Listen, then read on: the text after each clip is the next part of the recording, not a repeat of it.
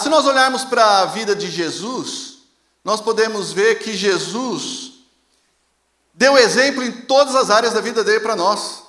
Nós podemos aprender com tudo, em todas as áreas, com Jesus Cristo. Porque se tivesse uma área da vida de Jesus que ele não fosse exemplo para nós, ele já não seria Deus, concorda? Nós podemos falar assim, nós podemos seguir Jesus nisso, nisso e nisso, o bom exemplo que ele deu. Agora, no relacionamento com pessoas, nós não podemos seguir Jesus. Dava para seguir Jesus assim? Não dava. Então, Jesus, por ser Deus, Filho do Deus, o Deus encarnado, que é essa a nossa crença, nós podemos crer e acreditar que tudo que Jesus fez foi exemplo para nossas vidas, concorda? Então, nós podemos imitar Jesus em tudo. O padrão que Jesus veio trazer para nós, o novo padrão do reino, é um padrão diferente do mundo. O mundo diz algo, orienta algo, mas Jesus vem na contrapartida e fala, não é assim, é desse jeito. Por isso que ele fala para nós assim, olha, se vocês fosseis do mundo, o mundo os amaria, mas vós não sois do mundo. Ele não está falando assim, vocês são uns ETs, uns aliens. Não é isso que ele está falando. Ele está dizendo assim, olha, vocês são desse mundo, vocês estão nesse mundo, mas agora, como parte do meu reino, vocês têm um padrão de vida diferente. Então vocês não são daqui. Porque se vocês fossem, o mundo amaria vocês. Se todos nós aqui pudéssemos imitar Jesus 100%, imagina, é uma utopia, né? Mas imagina se nós pudéssemos imitar Jesus 100%, não haveria briga, não haveria divórcio, não haveria problemas de relacionamentos, ninguém falaria mal um do outro, não haveria fofoca, não haveria nada disso. Concorda comigo? Se lá na minha casa eu pudesse imitar Jesus 100%, eu nunca ia ter problema com a minha esposa. Não que eu tenha. Às vezes. Mas nunca ia ter. Com os meus filhos, com os meus companheiros de trabalho, eu não iria ter. Então Jesus vem trazer para nós uma nova maneira de vida. Olha, vocês precisam ser diferentes. Então, se você está nessa caminhada a cristã por algum tempo, você já ouviu falar que você deve ser o quê? Imitador de Cristo. Paulo falou o quê? Sede meus imitadores como eu sou de Cristo. Então ele está falando assim, olha, da maneira que vocês estão me vendo andando, porque eu estou andando que nem Cristo, vocês andam. Vocês me imitam. Sede meus imitadores. Eu não estou aqui falando para frequentador de igreja. Porque frequentador de igreja não dá para imitar Jesus Cristo. Você só imita Jesus Cristo se você já fez um comprometimento de vida com Ele. Porque senão, nós somos apenas o quê? Religiosos. Nós cumprimos um ritual ao vir na igreja no domingo de manhã. Meu pai veio, minha mãe veio, eu também estou vindo, porque eu venho desde criança. Então, o religioso não consegue imitar Jesus Cristo, porque frequentar a igreja sem conversão de coração é apenas religião. Então você vem todo domingo, você ouve a palavra, gosta da palavra, gosta do louvor que as meninas trazem para a gente, mas é um religioso. Lá fora não imita Jesus Cristo. Então Deus está falando assim, olha, Jesus está falando, vocês têm que viver diferente. Um pastor semana passada, eu creio que foi semana passada, ele falou algo que marcou muito para mim. Ele falou, olha, nossa igreja recebe quem quiser. Não foi isso que ele falou mais ou menos? Nós recebemos você do jeito que você é, do jeito que você está, na situação que você está passando, você é bem-vindo. E ele falou assim, por quê? Porque você estando aqui, você tem a chance de ouvir sobre a mensagem de salvação de Jesus Cristo. Não foi isso que ele falou? Semana passada, se você lembra. Ele falou isso para nós. Então aqui você tem a oportunidade de ouvir sobre Jesus Cristo. Mas não se engane. Você vem do jeito que você é, do jeito que você está, mas você precisa tomar uma decisão em seguir Jesus Cristo. Porque se eu não tomo uma decisão de conversão, de transformação de vida, eu não sou filho de Deus. Porque nós viemos de uma cultura que nos ensinaram que todo mundo é filho de Deus. E eu não vou perguntar, mas se eu perguntar aqui, alguém vai levantar a mão. Eu acho que todo mundo é filho de Deus. Mas não é isso que a Bíblia diz. Então, quando nos tornamos filhos de Deus, nós agora podemos ser imitadores e devemos ser imitadores do Altíssimo. E hoje eu gostaria de enfatizar uma área da vida de Jesus que não é muito comentada nas igrejas, não é falado muito, mas influencia a nossa vida. Ou algumas pessoas falam, mas isso não é tão espiritual. Eu gostaria de meditar com vocês sobre a vida equilibrada que Jesus teve. A vida ordenada.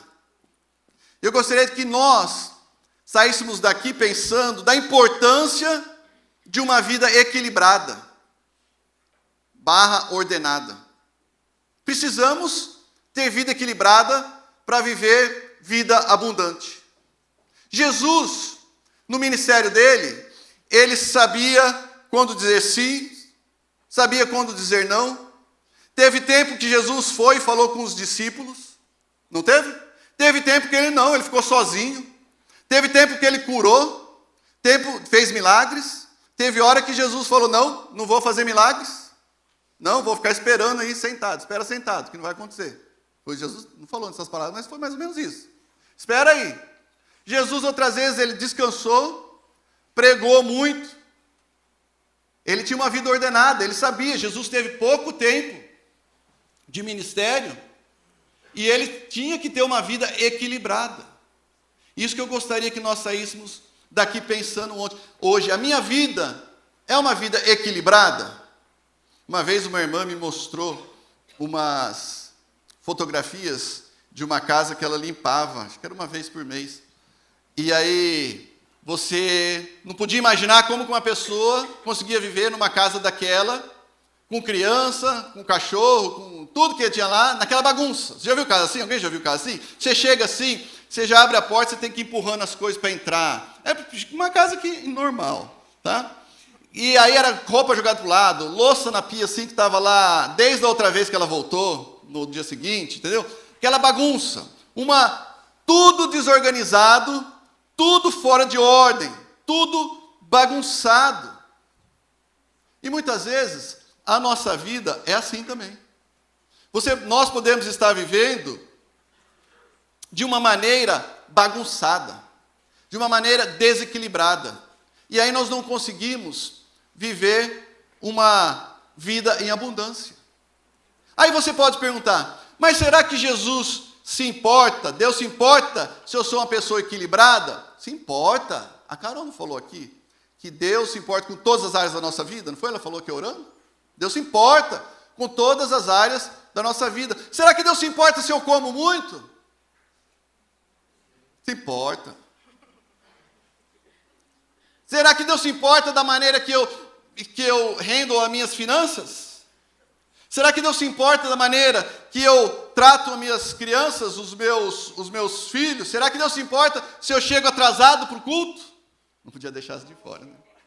Se importa.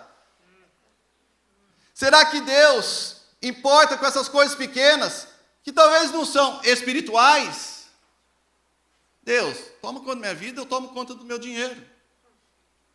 Deus, pelo menos eu estou aqui no culto, chego depois do louvor, mas estou aqui. Ô Deus, tem nada a ver se eu estou comendo demais, eu estou comendo coisa que faz mal? Tem! Deus se importa, por quê? Porque se nós não vivemos uma vida equilibrada, nós não podemos viver uma vida abundante. Quanto mais nós conhecemos a Deus, mais nós vamos saber e entender e aceitar que Deus se importa com todas as áreas da nossa vida. E essa a beleza do nosso Deus, Ele se importa com você. Amém? Ele se importa comigo. Ele sabe que os cabelinhos brancos estão aparecendo? Tenho 10. Ah, e sabe que o irmão tem 1000. Desculpa. O outro tem cabelo, tu não tem. Deus sabe. A Bíblia fala que ele sabe até os fios de cabelo que tem na sua cabeça. Uns é mais fácil saber, outros é mais difícil. Estou brincando. Então, Deus se importa com a sua vida, Ele se importa com a minha vida. E nós precisamos ter uma vida equilibrada. Sem equilíbrio na vida, as coisas não funcionam. Ou vão andando, vão acontecendo, e você não tem uma vida de sucesso. Quando eu falo vida de sucesso, não é uma vida de eu tenho dinheiro, eu tenho uma casa grande, eu tenho um carro bonito. Não é isso. Mas uma vida plena. Uma vida que você fala assim, nossa, que gostoso viver a minha vida. E Paulo fala assim, em Efésios 5,15, se você puder abrir, eu não sei se nós vamos ter aqui na tela, fala assim, olha, está falando para os crentes da igreja da cidade de Efésios. Os crentes da igreja que se reuniam ali em Efésios. Ele diz assim, olha, vede, portanto, prudentemente como andais, não como nécios, mas como sábios, remindo o tempo porque os dias são maus. Ele está falando assim, olha, não viva a sua vida como um ignorante. A palavra nécio é isso. Não viva uma vida como um inepto, que não sabe o que está fazendo. Viva uma vida com sabedoria. Então, para viver uma vida equilibrada, precisamos ter sabedoria. E viver uma vida equilibrada é resultado de uma vida sábia. E eu queria colocar alguns pontos para nós aqui, nessa manhã, sobre como, ou o que eu tenho que fazer, o que eu preciso para ter uma vida equilibrada. Eu fiquei pensando essa semana, e matutando, e orando, e eu dei alguns pontos aqui, que Deus colocou na minha mente, ou coisas que eu li antes e fui colocando, tá? Mas deve ter muito mais. Mas é o que eu tenho para nós hoje aqui, são esses pontos para nos ajudar, o quê? A viver uma vida equilibrada, a viver uma vida melhor, a viver uma vida mais plena, uma vida cheia, uma vida gostosa de viver. Então, o primeiro ponto, se você quiser anotar aí, se você for lá no seu grupo familiar, então, para ter uma vida equilibrada, é preciso definir o que é importante. Ou, é preciso definir o que é prioridade na sua vida. Você já fez essa pergunta? O que é importante na minha vida? O que é prioridade na minha vida? O que eu tenho como importante? Quando você definir isso, quando você saber, ok, isso é prioridade na minha vida, e isso aqui já é secundário, você vai ver uma vida mais equilibrada. Para uns, dinheiro é o mais importante. Não sei, para alguns é dinheiro. Para outros, a carreira é o que é mais importante. Para outros é os filhos. Para outros são os amigos, que é prioridade, o que é mais importante. Eu não sei o que é mais importante para você, e talvez você nem saiba o que é mais importante para você. O que eu quero é que você entenda que você precisa saber o que é mais importante na sua vida, o que é prioridade na sua vida. Aí eu tenho alguém pensando aqui, deve ser, Deus é prioridade na minha vida, André. Eu sei que Deus. A Bíblia fala, amar a Deus sobre todas as coisas e ao seu próximo como a ti mesmo. Esse é o maior mandamento. Essa é a prioridade. Mas depois disso, o que você tem colocado como prioridade na sua vida? E por que precisamos saber o que é mais importante? Porque quando você define as suas prioridades, o que é importante na sua vida, você coloca toda a sua força ali, todo o seu suor ali, toda a sua alma, todo o seu coração, toda a sua vida naquilo que é importante para você. Todo mundo tem dado importância para alguma coisa aqui. Agora eu não sei, você sabe, se isso realmente deve ser o mais importante da sua vida. Ah, o mais importante da minha vida são os meus amigos. Será que é isso que Deus quer? Que o principal, a prioridade sejam os seus amigos? Eu não sei, para mim não é, talvez para você. O Provérbios diz assim, 21:5, os planos do diligente tendem à abundância, mas a pressa excessiva à pobreza. Ele está falando assim, olha, se você priorizar, se você colocar o que é importante na sua vida e planejar, você vai ter sucesso. De novo, não estou falando de sucesso que o mundo oferece aí, mas nós vamos ter sucesso na nossa vida, nós vamos ter vida plena, nós vamos ter vida abundante. É isso que ele está falando. Olha, planeje. Então coloque o que é prioridade na sua vida. Você precisa definir o que é mais importante na sua vida. E eu creio que o foco do que é mais importante na nossa vida muda dependendo do momento que nós estamos passando, concorda? Concorda comigo? Para mim, o mais importante pode ser concluir os estudos. Ou você que é jovenzinho que está na faculdade. Para mim não é. Para o outro, pode ser você criar os filhos. É sua prioridade agora. Eu vou criar os meus filhos e eu vou parar a minha carreira um pouco e vou colocar os meus filhos em primeiro lugar. Talvez essa é a sua prioridade. Não é a minha. Meus filhos já estão grandinhos, já daqui 2 anos um vai para a faculdade. A prioridade do pastor Manuel é diferente. Os filhos dele já se formaram na faculdade. Então, a prioridade, a importância das coisas na nossa vida mudam conforme as coisas vão mudando. Talvez a sua prioridade é casar. Aí você vai ter que casar. A prioridade é casar. Então você vai, ora, jejua. Sai com alguém também, né? Senão não adianta ficar em casa, sentando, jejuando e orando, senão não vai acontecer. Se alguém convidar você para sair, vai. Entendeu? É a sua prioridade, quer casar, então tem que fazer isso. Não é assim? Então, a prioridade do outro é se aposentar. Então ele está planejando agora, trabalhou a vida toda. Então a prioridade dele é saber o que ele vai fazer,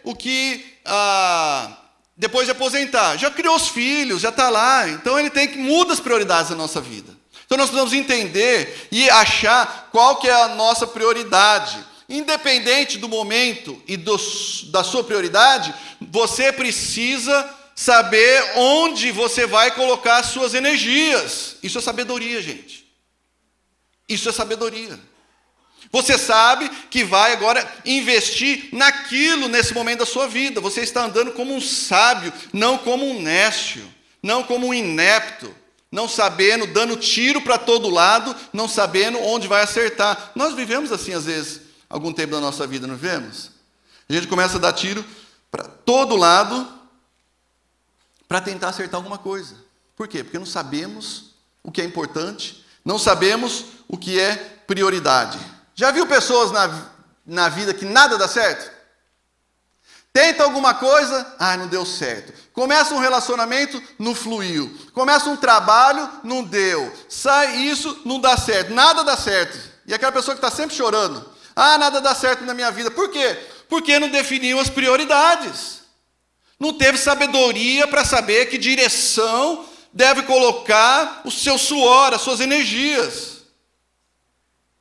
Eu trabalhei em igreja full time por 20 anos. Desde o seminário até eu saí da igreja que eu estava trabalhando uns 5, 6 anos atrás. Naquela época que eu estava na igreja, a prioridade da minha vida, em questão profissional, era a igreja, era ser um pastor, era pregar. Eu me importava com as pessoas, me importo até hoje, mas diferente, vocês entendem o que estou falando? Eu me importava com a igreja, que eu era pastor, com testemunho, com tudo. Ali era a minha vida. Só que situações na vida mudam. Então eu tive que fazer o quê? Eu tive que mudar a minha prioridade. Eu tive que... Já ouviu falar a palavra? A gente tem que se reinventar às vezes? Você já ouviu isso? Às vezes a gente tem que se reinventar na vida. Então eu, de pregador, todo domingo fui pregar prego de carpintaria. Fiz ao contrário, né? Jesus era pregador, de pregar prego foi ser pregador. Eu fiz ao contrário. Eu fui. Mas por quê? Porque eu vi que a prioridade na minha vida, eu tenho que sustentar minha família, eu tenho que agora investir em alguma coisa. Imagina, desde a sua juventude você só faz uma coisa. Só me mexi com igreja. E amei, amo.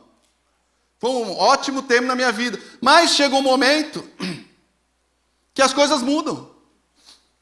Então nós temos que ter sabedoria para priorizar o mais importante agora. E eu tive que fazer isso. O que eu vou fazer? Vou fazer isso, vou mexer com construção. Eu tenho uma companhia pequena de construção. Vou fazer construção, vou trabalhar, vou aprender. Trabalhei com um cara um pouquinho que sabia. Comecei minha companhia, tirei minhas licenças e estou aí caminhando. Foi o foco da minha vida. Entendeu? Então nós temos que fazer isso. Obrigado, irmã. Nós temos que fazer isso. Nós temos que, muitas vezes, mudar o foco porque as coisas na vida mudam. Meu sonho, quando eu era seminarista, eu falei, nossa, eu vou entrar numa igreja e vou ficar o resto da minha vida e vou aposentar lá. Não deu. That's okay. É vida. Isso é vida. As coisas vão acontecer. Nós precisamos ter sabedoria e para andar como uma pessoa sábia. Jesus sabia o que era importante para ele. Jesus falou o quê? Ele diz assim em João 6, porque eu desci do céu não para fazer a minha vontade, mas a vontade daquele que me enviou. O que era importante para Jesus, e a prioridade de Jesus, era espalhar a mensagem do reino de Deus para o povo de Israel. Concorda comigo? Ele veio para pregar a mensagem para o povo de Israel, a mensagem do novo reino. E Jesus foi eficaz nisso. Por quê? Ele sabia o que ele estava fazendo. É isso que eu estou fazendo, é isso que eu vou fazer. O mais importante para ele era anunciar o reino de Deus para o povo. Não era comprar uma terra e plantar uva e fazer vinho. Não era. Não era continuar o que o pai dele ensinou, provavelmente, e ser um carpinteiro. Não era isso para ele. Talvez ele fez até a idade que ele começou o ministério. Não era ser um pescador, o que for. Quando Jesus iniciou seu ministério, ele sabia claramente a mensagem que devia anunciar. Ele sabia para quem ele devia anunciar. Ele sabia como ele devia anunciar. Ele sabia onde ele devia anunciar. Por quê? Porque ele sabia o que era a prioridade da vida dele. E isso fez Jesus ter sucesso no ministério dele. E nós vamos ter sucesso na nossa vida, vamos ter vida plena, vamos ter vida abundante, se nós temos direção na nossa vida e não ficarmos dando tiro para todo lado, não andando como insensato. Então, quando eu defino o que é importante, eu colho os resultados. Eu não fico, Jesus não foi pelo que era urgente. Presta atenção, urgente é inimigo do importante. Põe isso na sua cabeça. O urgente é o inimigo do importante. O urgente traz desequilíbrio na nossa vida. Tem coisa urgente? Tem. Meu filho foi, cortou o pé, tem que dar ponto. Tem, é urgente para o hospital. Tem. Isso é uma situação. Mas a pessoa, já viu pessoas que vivem correndo? Está sempre atrasada para tudo, não tem tempo para nada. Já viu pessoa assim? Está sempre assim. Tem gente que às vezes está lá em casa, 15 para as 8 da noite, e o ensaio, não vou falar qual igreja, tá? O ensaio do coral era 8. Aí ela falou assim, nossa, eu tenho que ir para o ensaio do coral. Eu falei, que dia? Não, agora. Eu falei, mas o que você vai fazer lá? São 15 para as 8. Se chegar daqui até lá, por que você vai? Não dá, gente. Viver no urgente, na correria, você não chega a lugar nenhum. O urgente é inimigo daquilo que é importante. Deus não criou a gente para andar naquela correria. Você acha que Deus criou você para isso? Aí eu preciso fazer isso agora, eu vou correr para lá agora, eu vou andar para lá. Nós vamos andar como insensatos, como nécios, se nós vivemos a nossa vida dessa maneira.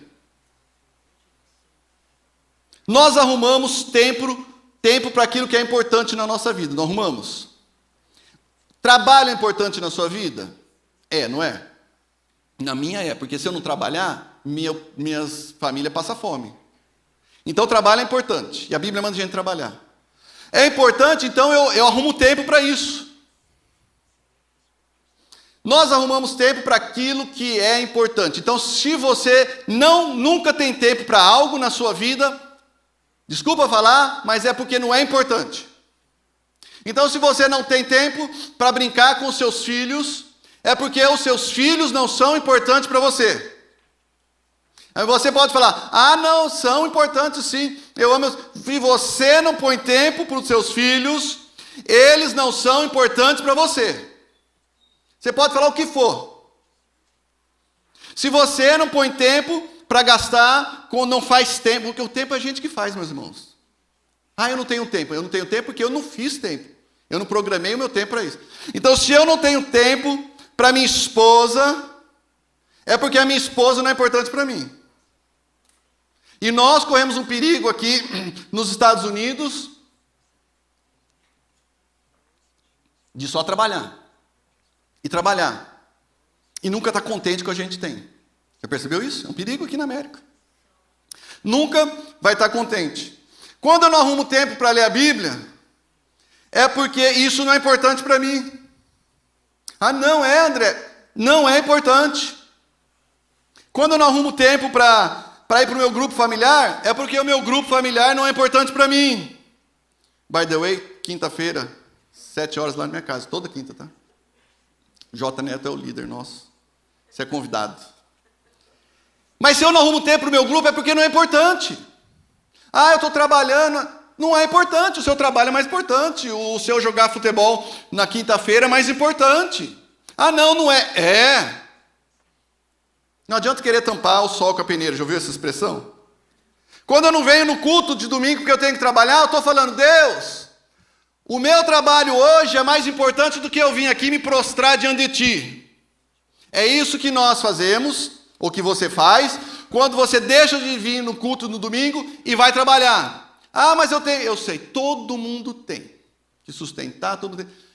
Nós dizemos, e eu não estou julgando ninguém, mas nós falamos, Deus, hoje o meu trabalho é mais importante do que vir aqui cultuar a Ti. Por quê? Porque a mais importante é o meu trabalho. Então eu não defini no domingo de manhã que o mais importante é eu estar na igreja com a minha família, adorando a Deus, mostrando para os meus filhos que isso é prioridade na minha vida. Aí as pessoas querem que o filho imite, né? Vai imitar. Não vai pôr prioridade. Então defina o que é mais importante na sua vida e você vai ver como as coisas mudam. Eu não sei o que é mais importante na sua vida e eu não vim aqui dar a como você vai definir isso. Eu só estou dizendo que você precisa achar, entender, procurar, meditar o que é mais importante para você. Eu sei o que é mais importante para mim. Jesus não fez tudo. Ele definiu o que era mais importante. Não é verdade? Ele definiu. Ele tem que pregar ali para o povo de Israel. Passou em Samaria ali, mas não saiu dali. Por que Jesus não foi na Turquia ali, já que ele aproveitou? Por que ele não pregou o tempo todo, sem parar? Por que ele foi lá descansar? Porque Jesus definiu o que era importante para ele. Tá? Então, primeiro, para ter uma vida equilibrada, você precisa saber o que é importante para você, você precisa saber o que é prioridade para você. Segundo, para ter uma vida equilibrada, é preciso cuidado emocional. Quando as emoções não estão em ordem, não se vive bem. Concorda comigo? Quando as nossas emoções não estão bem, não dá para viver bem. O que acontece é que às vezes nós acostumamos a viver com as nossas emoções toda bagunçada. Quando as emoções de uma casa não está bom, não está bem, nada fica bem. E aí você se acostuma com aquilo, e é o perigo.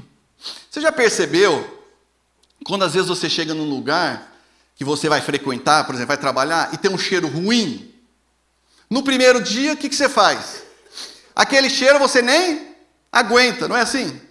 Aí você volta a trabalhar 1, 2, 3, aí depois de 5 dias, o cheiro está lá, mas não te incomoda mais tanto, não é verdade? Não é assim? Assim eu sou enjoado com o cheiro, viu? Eu sou enjoado, minhas roupas, minha esposa lava tudo, mas às vezes Não sei o que acontece, eu jogo tudo lá para lavar de novo. Eu sou chato mesmo, não fala para ela isso. Mas, depois, nos 10 dias, o que acontece com aquele cheiro? Você acostumou. Você não sente mais. Não é assim? Você não sente mais o cheiro. E as nossas emoções é assim.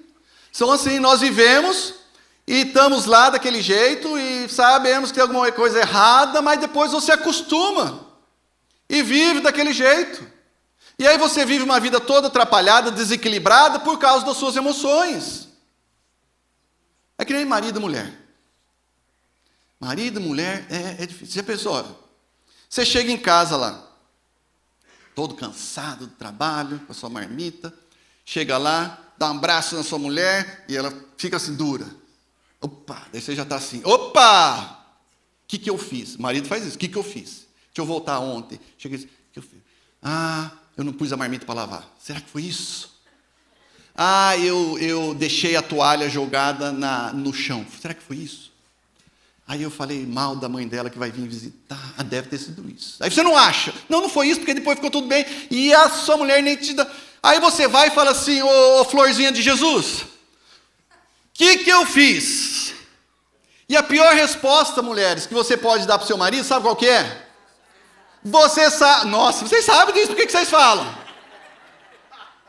A pior resposta que você pode dar para o indivíduo é, você sabe o que você fez. Eu vou falar assim, olha, bem alto, eles não sabem, ou nós não sabemos. Não sabemos. Fala, explica. Olha, meu querido, você fez isso. Aí o marido, como é um cara sábio, ele vai lá e vai falar, então, vamos conversar. O emocional está o quê? Está tudo bagunçado. Dá para viver bem? Dá para namorar? Não dá, meu amigo. Não adianta querer. Então tem que acertar. Aí você vai, conversa, acerta emocional. Explica para ela, fala com ela. Ela vai entender que o problema é ela e você arrumou. Pronto. Não é assim? Entendeu? Arruma a situação. Arruma emocional. A gente tem que fazer isso. O emocional abalado desequilibra a vida de qualquer ser humano. Não é verdade? Lembra quando aquele doutor veio aqui, alguns meses atrás? Cury. Ele falou que a gente tem que ter controle do nosso emocional.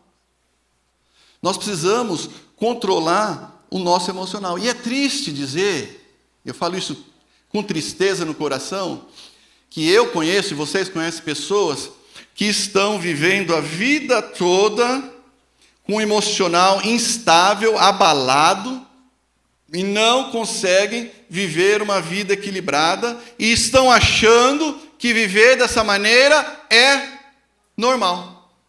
Por quê? Porque não conhecem outra maneira de viver. Problemas emocionais têm a sua raiz. Foi abandonado, foi maltratado, foi abusado, perdeu o pai, perdeu a mãe, tem. A Bíblia é cheia de homens que chegaram ao ponto de querer se matar. Elias, olha aqui alguns. Então, isso é normal, gente, a gente ter o nosso emocional abalado muitas vezes, mas olha só o que a Bíblia fala de homens de Deus que Deus usou. Elias, olha o que Elias falou. Já tive o bastante, Senhor, tira a minha vida. Elias falou isso. Deus, me mata. Jeremias falou, porque é permanente a minha dor, e a minha ferida é grave e incurável. Ele não está falando de ferida no corpo, não. Ele está falando de ferida onde? No emocional. Olha Jó, não tenho paz, nem tranquilidade, nem descanso, somente inquietação. Davi, as minhas fugas me afogam, são como um fardo pesado e insuportável. Já andou assim? Com um fardo que você não está conseguindo carregar? Porque suas emoções estão abaladas.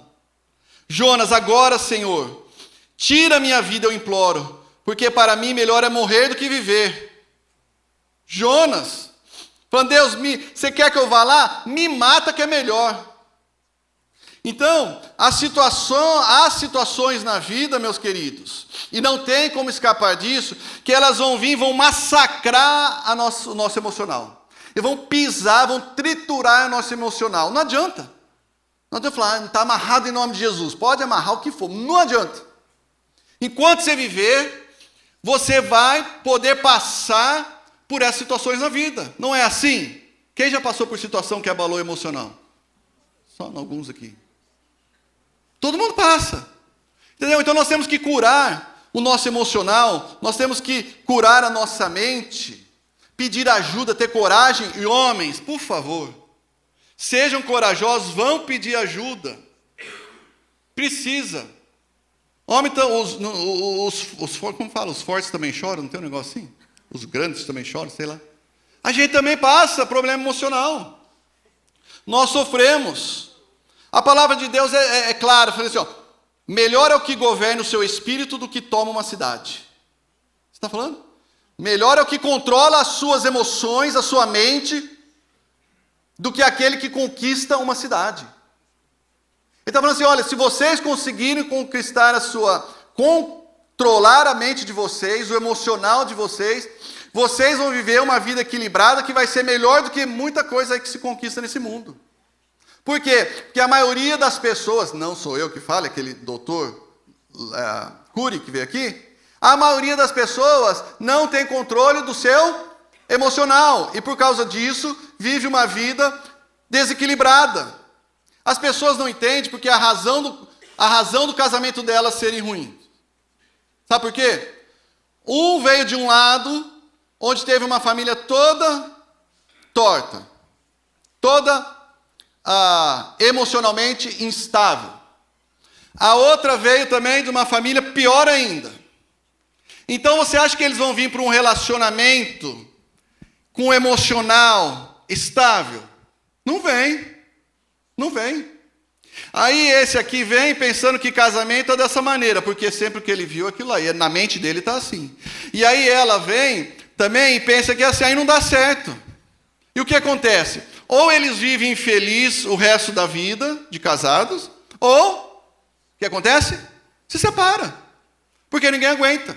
Porque no casamento, irmãos, você vive com a pessoa todos os dias, sua casa faz 20 anos. Você vive com a pessoa, você tem que ter paz em casa, não tem? Fala a verdade. Já não tem aqueles momentos da vida que a gente chega em casa, poxa, o negócio não está legal, deixa eu acertar, vamos acertar, ou você não quer acertar também. É ruim, ninguém aguenta. Então, quando nós conseguimos sarar as nossas emoções, nós vamos viver melhor. Estresse todo mundo tem. Não é estressante? A gente tem estresse quando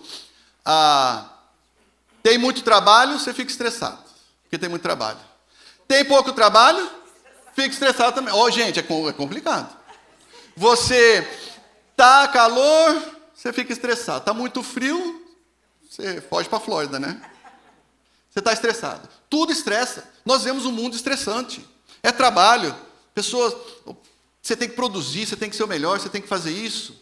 Só acaba com a gente. O estresse é o que está matando o ser humano hoje. O estresse é aqui, mas reflete onde? No corpo todo. A pessoa tem um ataque do coração, não sabe por quê. É o estresse. Então, Jesus passou por isso.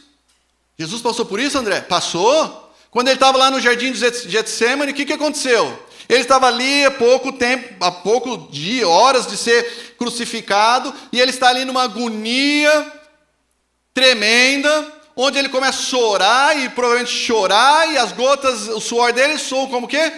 Gotas de sangue, como sangue. E eu fui pesquisar isso, eu falei, a gente crê na Bíblia, mas deixa eu ver isso. E isso a medicina explica. Eu não sei se tem médico aqui, me perdoe, mas foi a minha pesquisa. É uma condição rara, mas acontece, chama hematidrose. Tamanha... Quem falou assim? Tem um doctor? Não, pensei que tinha um doutor aqui, que está só para confirmar o que eu estou falando. Tamanha estresse que os vasos subcutâneos aqui embaixo da pele, os vasos sanguíneos estouram e a pessoa começa a suar misturado o sangue. Então olha a agonia que Jesus passou.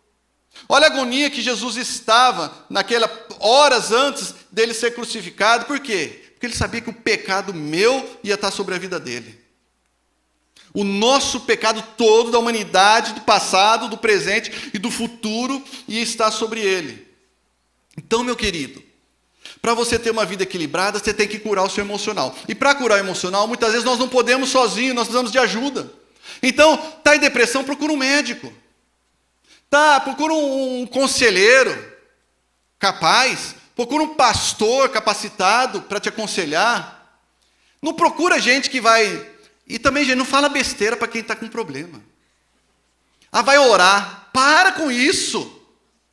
Você está fraco na fé. Para. Ninguém merece. Você já pensou? A pessoa está lá no buraco. Sabe quando você fala assim, você está fraco na fé? Sabe o que você está fazendo?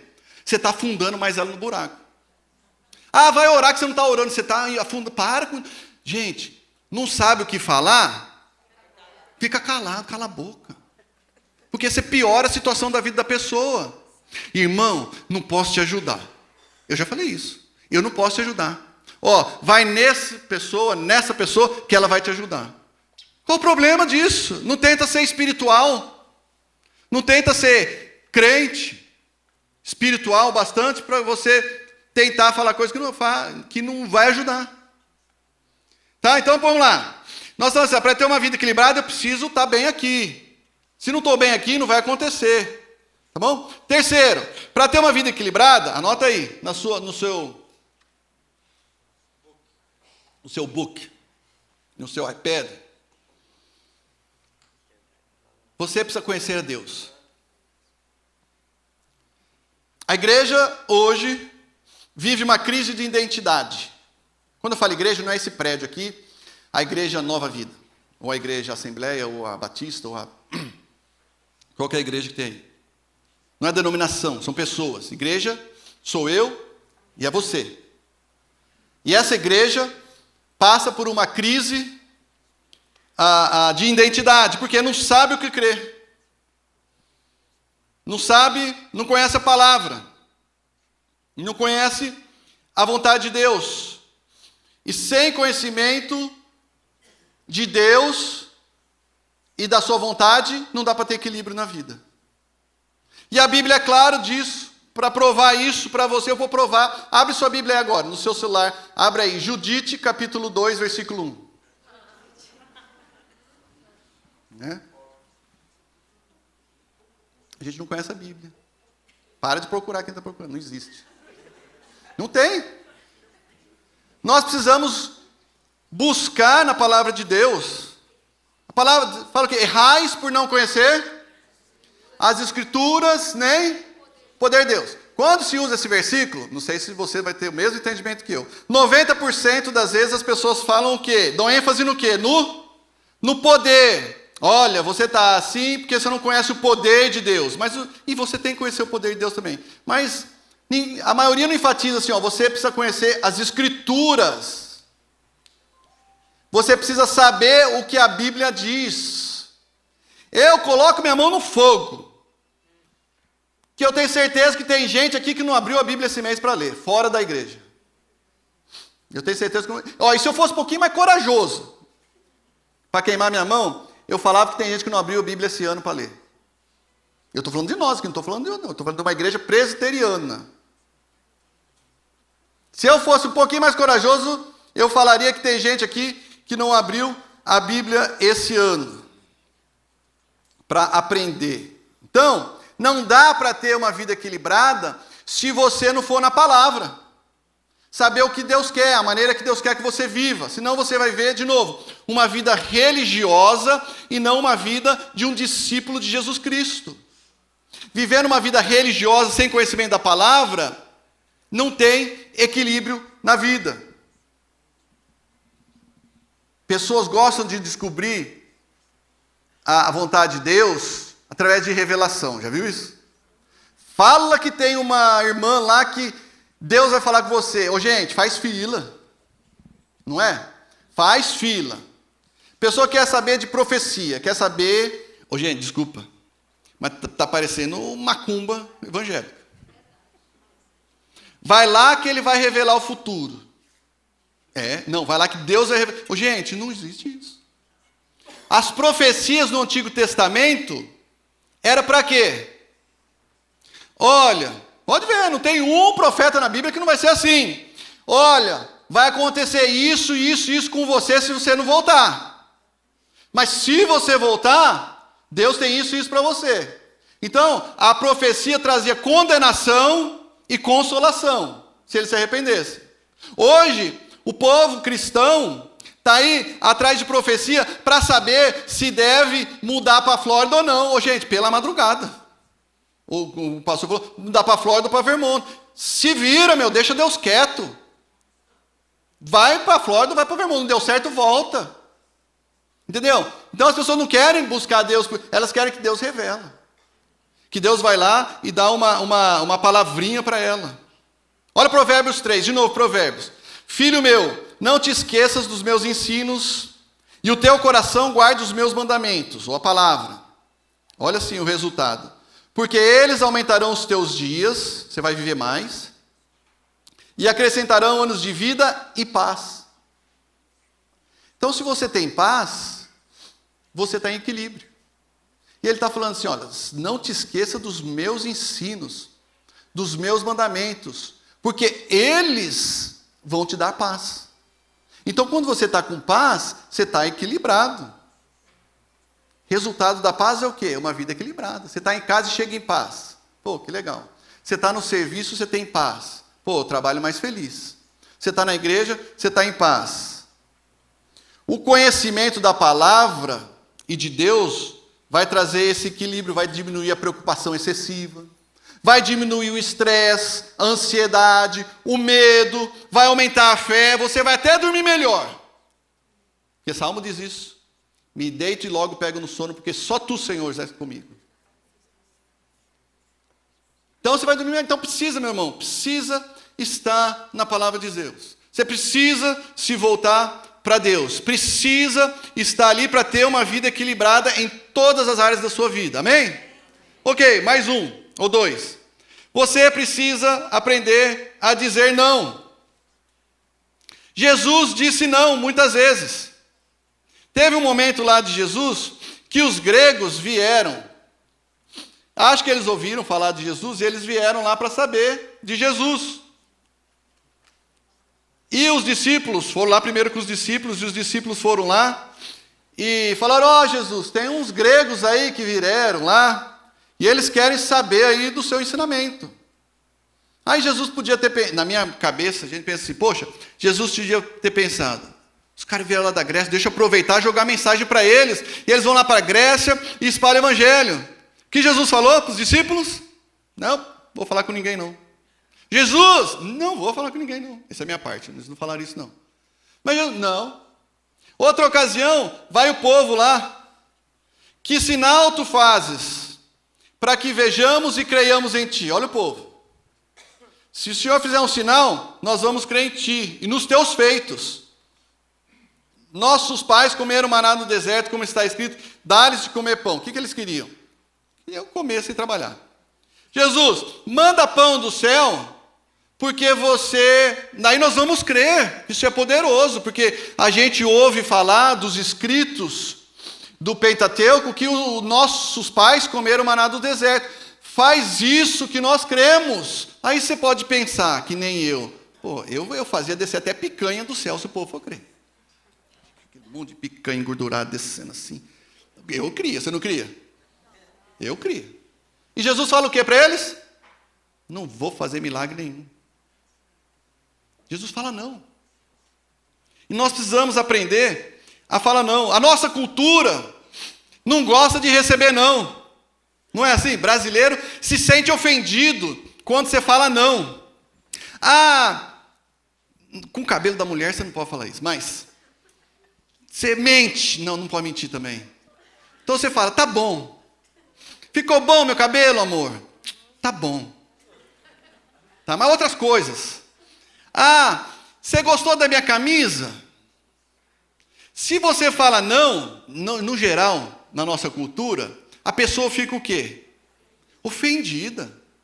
Você gostou do bolo que eu fiz? Se você falar não, nunca mais a pessoa te convida para ir lá, não é assim? Não gostou do meu bolo? Por que eu vou convidar? Não gostou do bolo, mas gostou do café. Então nós precisamos aprender a falar não, e nós precisamos aprender também o quê? A ouvir o não. Essa geração aí, eu digo até hoje, sei lá, até os 30 anos, não quer ouvir não. Quando eu era moleque, se minha mãe falasse não, eu falava por quê, era uma vez só, não era assim? Hoje, se o seu filho fala não, você tem que ir na internet e pesquisar por que você está falando não.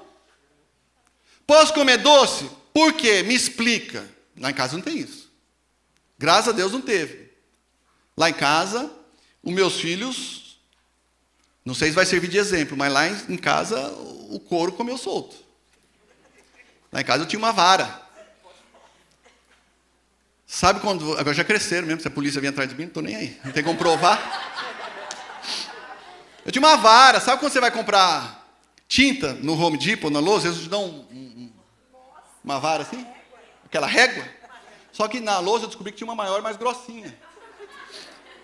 Aí, eu deixava lá, eu chamava de Home Depot. Lembra, Lu? A Lu lembra ali, ó, meus crianças pequenas. Tem um Home Depot que fica ali atrás da cafeteira. Desobedecia, tinha um coração rebelde. Vamos lá com o Home Depot. Senta, mas eu vou explicar. Eu disciplinava, explicava o porquê, o coração rebelde, e descia o Home Depot neles. Tudo com amor e carinho, mas você tem que disciplinar. Chorava. Sabe qual era o problema? Às vezes eu estava reformando meu basement uma vez, eu falei para minha esposa, eu vou no Home Depot. Nossa, mãe, todo mundo chorando, gritando, pensando, não fui eu, não foi ela, foi. Não, meu querido. Tem que falar não. Tem que falar não para filho. A gente tem que saber receber não. Você pode fazer isso para mim? Não posso. Você pode me ajudar na mudança? Não posso. Se puder, vai. Se não pode, não fica chateado. O cara fez cirurgia ontem. Você quer que o cara vai ajudar você a carregar a cama? Entendeu? Então nós temos que ter sabedoria. Então quando nós aprendemos a falar não, muitas coisas da vida, nós vivemos uma vida mais equilibrada. Porque já viu pessoas que tudo que você fala, ela fala sim. Não ajuda isso, gente. E Deus não quer isso da gente também, não. Não ajuda essas coisas na nossa vida. Nós temos que aprender a falar não. Mas também temos que dizer sim, quando precisamos. Para encerrar, estou acabando, tá? Mais um só. Então até agora nós vimos que para ter uma vida equilibrada, nós precisamos o quê? Saber o que é importante na nossa vida. Nós precisamos cuidar do nosso emocional. Nós precisamos conhecer a palavra, precisamos conhecer a Deus. Nós precisamos aprender a falar não. E nós precisamos parar e meditar e avaliar a nossa vida. Nós precisamos parar para meditar como a minha vida vai. Porque senão, nós vamos na correria do dia a dia e temos os nossos planos, às vezes, os nossos alvos, mas não paramos para avaliar como que eu estou indo. Não é assim às vezes que acontece com nós? Naquela correria, a vida é uma correria. Você já se pegou? Eu me pego assim às vezes. Você pegou dirigindo e não tem porquê, você está acelerando e está tudo naquela agonia. Já pegou assim? Não é assim que acontece às vezes? Aí eu tento parar e ir mais devagar, porque eu sei que o negócio está lá. Então nós vamos parar muitas vezes. Eu creio. Jesus parou. Jesus, no pouco tempo que ele tinha de ministério, mais ou menos esses 3 anos, teve tempo que ele parou e foi lá para o monte orar. Não foi? Se a gente pensar assim, por que Jesus está orando? Por que ele não vai pregar o reino? Não, ele parou. Ele parou, foi lá orar, foi lá no seu relacionamento com Deus, com o Pai. Então essas atitudes de lições de Jesus são preciosas. Porque eu e você, nós temos a necessidade de parar. Deus criou o mundo em quantos dias? 6. O que ele fez no 7º? Descansou. Isso quer dizer que Deus ficou cansado? Não, porque se Deus quisesse cansado, ele não era Deus. A palavra ali é que ele apreciou a criação que ele fez, certo? E daí ele coloca um mandamento que nós também, nos 7 dias que trabalhamos, precisamos parar um dia. Não foi isso? O mandamento lá do Antigo Testamento, que nós paramos um pouco no domingo. Mas ele falou para o povo parar. Lembra-te do dia de sábado para santificar. 6 dias vai trabalhar e farás a sua obra. Entendeu? Não quer dizer que nós guardamos o sábado. Nós não guardamos o sábado. Mas tem a lição aqui. Gente, será que Deus quer que eu trabalhe sem parar 7 dias por semana, 30 dias no mês, sem parar? Deus quer isso de você? Gente, Ô, gente, não sei porque tem gente que gosta de trabalhar, né? Tem gente que não para. Você o que está fazendo? Foi trabalhar. Tem uns caras que falam para mim, ô, André, por que você não põe um plower no seu truck? E vai... Eu falei, não. Pô, dia de neve, tem como eu gostar de acender lareira, ficar lá na neve? Não tem em casa? Eu não. O cara, se eu precisasse, eu ia fazer. O cara não precisa, gente. Está lá e vai fazer. Para quê? Não para, não descansa. Então, o objetivo do descanso é para a gente avaliar a vida. Como que está a vida? Porque se você parar, você não avalia. Não é verdade? Se você não parar, você não vê, não entende o que está acontecendo ou por que está acontecendo. Preciso parar para pensar. Eu paro. Vou confessar aqui. Todo verão, eu vou para o Cape 2 semanas. Ah, é porque você tem dinheiro? Não. É porque é importante para mim parar com a minha família. E eu faço isso desde quando eu era pastor, que não ganhava bem. Porque é importante. Eu vou lá, desde que meus filhos eram pequenos. E ficamos lá e nos divertimos, e saio com a minha esposa, acho que eu já contei isso aqui. Mô, e aí? Como que está a nossa vida? Tem um dia que saiu só a Rebeca lá, umas horinhas. Como que está? Casamento tá bom? Vamos voltar e continuar casado ou não? Vai, geralmente é. Vamos voltar e continuar casado. Então, como estão as coisas? Como está a nossa vida? Como estão os filhos? O que a gente tem que fazer melhor? O que a gente precisa parar de fazer? Tem que fazer isso. Tem que fazer isso. Tem que parar um pouco. Tem que parar, não adianta, gente. Nós nunca, se não tomarmos cuidado, nunca vamos estar contentes com o que nós temos. Presta atenção. Eu vou confessar uma coisa para você. Eu comprei uma televisão agora que tem YouTube. Já viu aquela televisão? YouTube. Aí eu estou assistindo uns videozinhos lá de um cara que faz vídeo só sobre a roça. Você já viu um cara, ele faz vídeo só sobre pessoas que vivem na roça. Gente, a gente está aqui. Aí eu fico pensando, eu acho tão legal, eu falo, imagina quem veio de lá, quando vê um negócio desse, se não dá vontade de estar vivendo lá. Não dá. Quem veio de lá? Puxa, já vi gente falando, que saudade da roça. Não tem um negócio assim? Tem gente que gosta. Mas nós estamos aqui. Aí você vê a vida simples dele lá e tem aqui. Eu sei que tem muita gente que fica pensando assim, será que valeu a pena? Eu não quero botar coisa na sua cabeça não, mas estou só dizendo, tá? Então nós temos que parar às vezes e falar assim, olha, deixa eu descansar, deixa eu parar aqui, deixa eu avaliar minha vida, deixa eu conversar aqui com a minha esposa, com os meus filhos. Meu filho, desculpa, estou sendo um bom pai? Estou sendo uma boa mãe, meu filho? Estou sendo um bom marido? Estou sendo uma boa esposa? Tem que parar, porque na correria, meu amigo, se você não para, você vai, quando chega lá já está tudo derrubado. Viver assim não traz equilíbrio. Alguém já escreveu assim, quando descansamos, não estamos apenas recarregando as forças físicas, emocionais, mentais. Descansar também é um renovo espiritual. Quando descansamos, entregamos a Deus as ansiedades, as necessidades e afirmamos nossa confiança e total dependência para com Ele. Quando alguém está declarando, Senhor, eu sei que o mundo continua girando, sem que eu me esforce para isso. Sei que não sou eu quem está no controle. Tu és Deus e não eu. É Deus que controla. Eu não estou dizendo que a gente não tem que trabalhar duro. Eu trabalho duro pra caramba. Mas a gente tem hora que tem que parar. Tem hora que a gente precisa parar. Já passou na sua mente assim, estou parado, estou perdendo dinheiro? Já passou na sua mente? Você sabe o que me irrita? A pessoa vai tirar férias e fala assim, isso eu estou falando, me irrita, eu saio até de perto. O cara trabalhou o ano todo e ele vai assim, vou sair de férias, vou deixar de ganhar e vou gastar. Gente, dá vontade de dar uma paulada na cabeça. Cara burro. Trabalhou o ano todo, que nem maluco, e está com medo ali de gastar uma semana, 10 dias de férias, porque vai gastar e vai deixar de ganhar. Vá caçar sapo, como dizia lá eu no seminário. Não é verdade? Aí morre aí com tudo aí e não viveu a vida. O pastor fala que a gente casal tem que tirar... Ele não fala que a gente tem que tirar luas de mel pequenas aí durante a vida? Ele não fala um negócio assim? A gente tem que sair, tirar. Tem, gente. Tem que parar, porque senão não vai para frente. E olha, Deus não abençoa. Não adianta. É colocar em saco furado. É colocar em saco furado. Não é questão monetária, é questão de vida em equilíbrio. Amém? Então eu queria que você guardasse isso, meus irmãos. Talvez, para ter uma vida equilibrada, tem outras coisas na sua vida e na minha que a gente podia adicionar aqui, mas a gente não tem tempo. Entendeu? Mas foi isso que... Olha lá, está até piscando, tempo.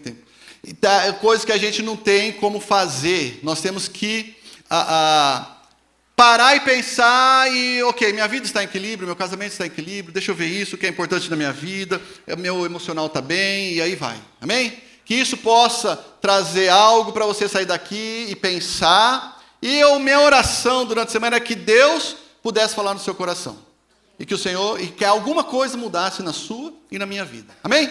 Vamos orar e nós vamos agradecer ao Senhor e eu vou... vamos ficar de pé? Nós vamos estar cantando uma música também no final. Não? Não vai ter música. Não vai ter música. Está em desequilíbrio aqui. Entre eu e o louvor. Vamos orar. Senhor amado, em nome de Jesus nós te louvamos, te agradecemos pela tua bondade, Senhor, da salvação em Jesus Cristo, pelo Senhor ser Deus e nós não somos, Pai. Obrigado, Senhor Deus, eu quero clamar que o Senhor nos dê uma vida em equilíbrio. Nos ajude a viver uma vida em equilíbrio, uma vida organizada, uma vida, Senhor Deus, que nós vamos poder viver, ter o resultado de uma vida plena, uma vida abundante, Pai. Obrigado pelo teu povo aqui. Obrigado que nós estamos aqui, Senhor Deus, com o coração aberto para te cultuar e que a tua palavra possa ter ministrado e achado morada no nosso coração. Pai, em nome de Jesus, que o Senhor abençoe, Pai. Derrama a tua graça, o teu shalom, o teu poder, Senhor Deus, a tua paz sobre todas as áreas da nossa igreja aqui, Pai amado. E que o teu Espírito, Senhor, cubra cada um, Senhor Deus, por completo, Senhor Deus. E que nós possamos sair e viver uma vida, a vida de Cristo, aí fora, Pai. É no nome de Jesus, nosso Senhor, que nós oramos agradecidos. Amém e amém.